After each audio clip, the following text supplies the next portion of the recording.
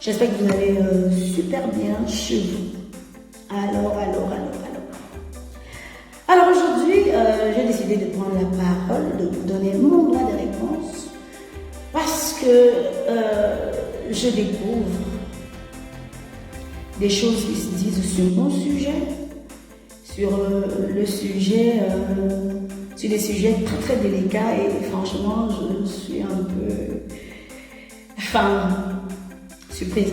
Alors, étant donné que j'ai le devoir de donner des réponses à mon public, à mes fans, j'ai décidé de prendre la parole aujourd'hui parce que je sais que beaucoup de personnes veulent comprendre beaucoup de choses. Voilà. Alors, je vais commencer d'abord par Camère Feeling. Camère Feeling qui est une émission très très regardée, présentée par Nia Christian. Alors déjà, je voudrais d'abord dire ceci. Camère Feeling est une émission que Nia et moi, nous avons inaugurée. Ça veut dire que quand Christian décide de présenter cette émission-là officiellement à la CRTV, Eric me contacte et me dit Coco, j'ai un nouveau projet et tout. Et pour l'ouverture de cette émission-là, j'aimerais commencer avec toi. J'ai dit waouh, c'est magnifique, belle idée, belle initiative, belle émission, je l'accorise. Alors, Eric, Christian, Nia et moi, nous inaugurons cette émission qui a eu une audience de malade. Voilà. Alors, j'ai l'occasion d'être invitée par Eric, Christian, Nia également 2 fois, 4 fois après l'inauguration de cette émission-là, les 2, 3, 4, 5 fois qu'ils m'ont invité, j'ai toujours répondu présente. Alors, ce qui se passe lundi dernier, je suis en déplacement sur Douala parce que j'allais signer un contrat avec une nouvelle maison de distribution qui a signé avec moi pour la distribution de mes musiques actuellement. Donc une maison luxembourgeoise. Alors je me déplace, je vais sur Douala. Alors quand je vais sur Douala, malheureusement, on ne termine pas certaines clauses là parce qu'il y a certains petits problèmes que je ne vais pas forcément expliquer ici. Alors, ce que je fais, je commence à constater que c'est un peu chaud. J'essaie de contacter Camego parce que je vois qu'on prend du temps pour voir s'il y a un vol un peu plus tard. Malheureusement, ce jour, il n'y avait pas de vol. Alors, je contacte Christian à 21h. Quand je l'appelle au téléphone, je pense qu'il était hors ligne, il n'était pas disponible. Je l'appelle tout le temps, je l'appelle à 22h parce que je commence à constater que je ne serai pas à l'émission parce que je n'ai pas terminé le contrat que je suis venue faire avec la maison de distribution actuelle de mes musiques. Voilà. Alors je laisse un message avec Christian qui est, déjà je veux dire, j'ai de très bons rapports avec Christian. C'est mon ami, c'est ma relation. On a l'habitude de travailler ensemble, généralement on se voit, sa famille et lui, son épouse et moi et lui. Donc on travaille généralement ensemble dans les mariages, dans les cérémonies, à bavarder partout et tout. On est ensemble. Alors j'appelle Christian, je dis à Christian, écoute, je ne sais pas comment je peux faire ici, je ne peux pas être là. Malheureusement Christian, son téléphone ne passe pas. Je lui laisse un message à 21h30, 22h, un voice. Et je suis tellement embêtée ce jour que je ne dors même pas. J'ai dit allô Christian, franchement je suis désolée, tu es ma personne, tu sais que je ne peux pas te plaquer exprès. Je ne le ferai jamais, on a déjà fait des émissions 4, 5, 6 fois. J'ai toujours répondu présente. C'est la toute première fois que je ne peux pas être là. Je lui explique que je vais signer le contrat, tac, je lui donne les détails et tout. Il me dit oui. Voilà. Le lendemain, Christian, à 5h du matin, parce que je suppose ses téléphones étaient éteints, il n'était pas forcément joignable en ce moment. Quand il se réveille à 5h du matin, il allume son téléphone, il trouve que je lui ai laissé un voice. Moi, entre-temps, j'attends parce que je veux que lui et moi trouver une solution. Alors, qu'est-ce que Christian fait à 5h du matin? Il me téléphone. Il me dit, waouh, Coco, je viens juste d'écouter ton message et tout. Je dis, oui, je t'ai appelé toute la nuit, ça n'a pas pu marcher. Et je t'ai laissé le voice. Il dit, oui, je suis désolée, mon téléphone était déjà éteint. Et c'est maintenant que j'écoute ton message. Je lui ai dit, ok, qu'est-ce que toi et moi on peut faire maintenant? Christian et moi, à 5 h du matin, on se met à réfléchir, on se parle, on est en ligne tous les deux. Je ne sais pas comment on peut gérer ça. Il me dit, j'avais une personne que je devais appeler là, mais comme il est 5 h du matin, peut-être que la personne dort encore. On essaye et tout. Après, il me rappelle, allô Coco, je dis, oui, je suis là, dis-moi, je veux que tu trouves une solution. Il me dit, je n'arrive pas à trouver la personne. Je l'appelle, elle ne prend pas le téléphone. Je dis, qu'est-ce qu'on peut faire alors? Il me dit, oh, je ne sais pas, je vais essayer de voir ce que je peux faire. Je dis, s'il te plaît, vraiment, je suis désolée parce que tu sais que je ne peux pas te poser un lapin. Je ne t'ai jamais posé de lapin. Il me dit, oui, je sais, je te comprends. Ben, à tantôt, alors je dis, ouais, s'il te plaît, tiens-moi informé et tout et tout. Je suis fatiguée, je vais aussi dormir parce que j'attendais d'avoir au téléphone parce que j'étais embêtée. Alors, je m'endors, j'éteins mon téléphone. Paraît-il que, pas que paraît-il, Christian aussi essaye de me rappeler vers, je sais pas, vers 7 h. Moi, je m'endors parce que j'ai dormi très très tard. Il me laisse aussi, il essaie aussi de m'appeler, mais j'ai déjà éteint mon téléphone également. Il me laisse un message, il me dit, Coco, le père n'est pas content, il est fâché. J'ai dit, ouais, papa, je vais faire comment là maintenant? Il me laisse un message, il demande que tu fasses une vidéo. Donc, il me dit que le papa demande que tu fasses la vidéo. Ah, c'est le message qu'il a laissé. Je crois à 5 h, 5 h 30, 6 h quand j'ai éteint mon téléphone.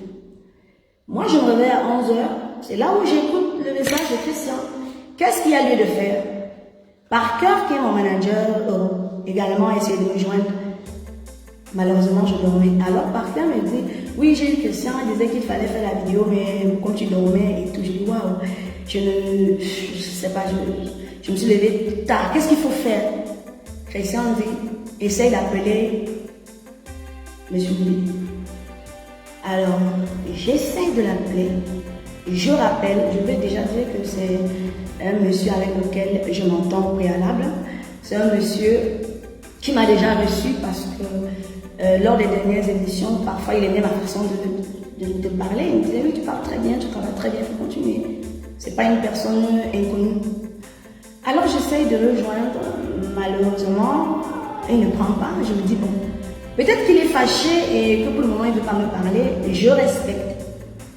Alors, j'essaye d'écrire, il ne répond toujours pas. Je dis, bon, je vais lui laisser le temps aussi de digérer, peut-être qu'il est fâché et tout. Ben, je lui réécris, il me dit qu'il est à un enterrement quelque part. Je lui dis, papa, s'il te plaît, quand tu auras terminé l'enterrement, s'il te plaît, je veux discuter avec toi. Est-ce que tu sais me rappeler? Malheureusement, il ne me rappelle pas. Je me dis, bon, il est toujours en colère. Qu'est-ce que je peux faire?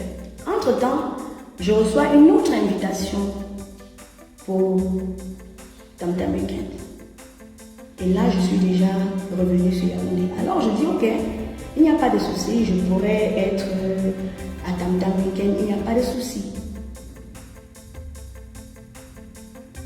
Moi, je sais que tout va bien avec Eric et moi. Nous, on n'a pas de soucis. On a fini de parler la dernière fois. Il n'y a pas de problème. Je me présente à Tam Tam Weekend parce que je commence à écouter les bruits. C'est comme si tu ne vas pas passer à Tam Tam Weekend et tout et tout.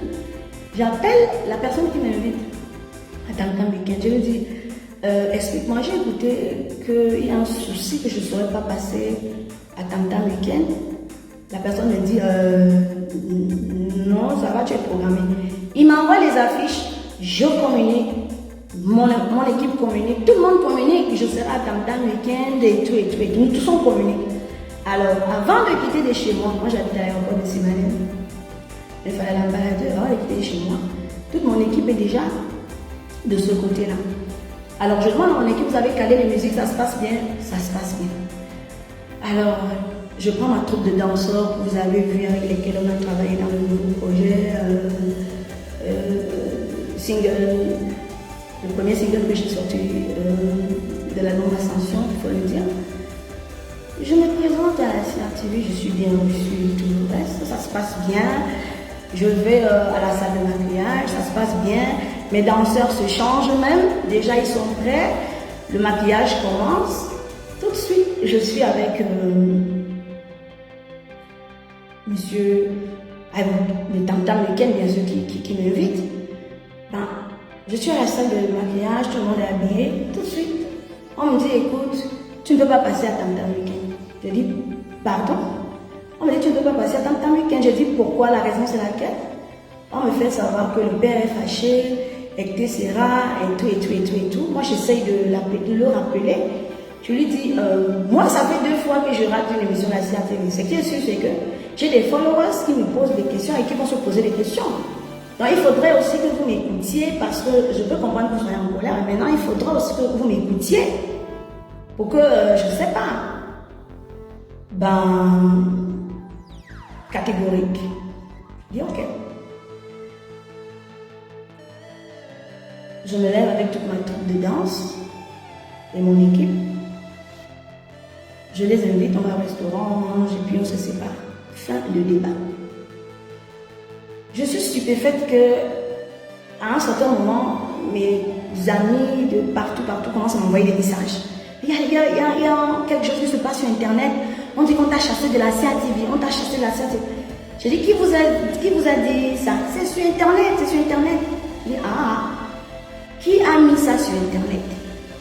Parce que ça, c'est des informations aussi que je n'aimerais pas forcément que tout le monde ait. C'est privé, j'ai fini de faire ce que j'ai fait, ça s'est passé, je rentre chez moi et puis voilà. Bon, je commence à constater une campagne un peu négative sur ma personne. Ça va dans tous les côtés. On a chassé Christian, on a chassé monsieur Emmanuel Bédé, on a fait tic-tic, on a fait tac-tac. Coco est tribaliste. Je dis, mais attendez, c'est une blague? Est-ce que vous pensez que l'ensemble des noirs comme quoi Coco est tribaliste, tout ça, c'est... Je pense que à travers ce que j'ai déjà fait dans la musique camerounaise, ce que j'ai déjà donné, mes multiples collaborations,